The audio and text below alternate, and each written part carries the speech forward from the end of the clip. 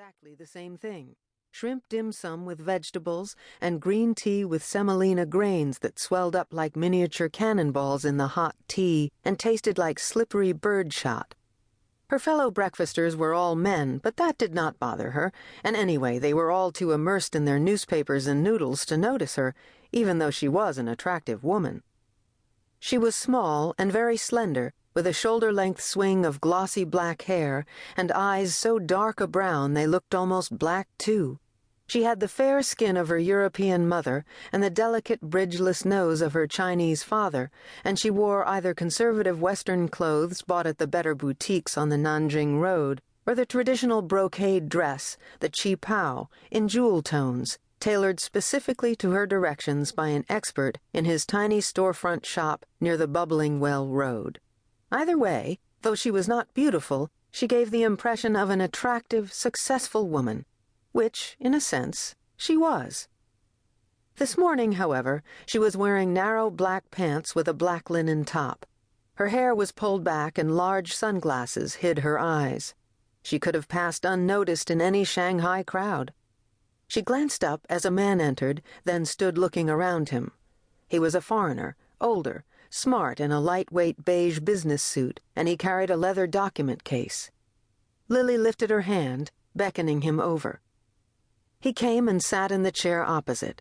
With a gruff good morning, he placed the document case on the table in front of him. A soft-footed server hovered nearby, and Lily ordered plain green tea for her guest. She asked if he would like to eat, and with a faint look of disgust, he said he would not. He was Swiss and conservative, and he did not like Chinese food. The tea house was not a place he would have chosen to do business, but this was Lily's call. "My client is interested in anything you can show him," he said, without wasting any time. "Provided it can be authenticated, that is." Lily had done business with him before. His client's identity was preserved under a cloak of strict anonymity, which suited her just fine. That way, she didn't have to deal with tricky, rich, artistic personalities who thought they knew more than she did. Antiques, and in particular stolen antiques, were what she had dealt in since she was 16, and she knew what she was talking about.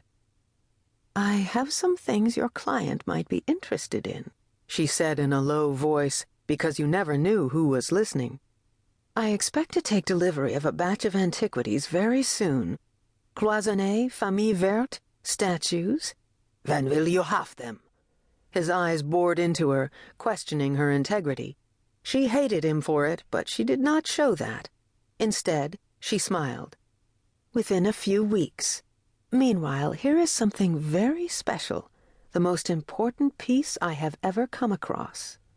She reached in her purse, took out a photograph, and handed it to him. The man studied it carefully. "My client doesn't care for jewelry," he said curtly. "I think he will care for this when he hears its provenance." Lily took another sip of her green tea, meeting his eyes across the table. "Your client will no doubt have heard of the great dragon lady, Preshy, the Dowager Empress of China."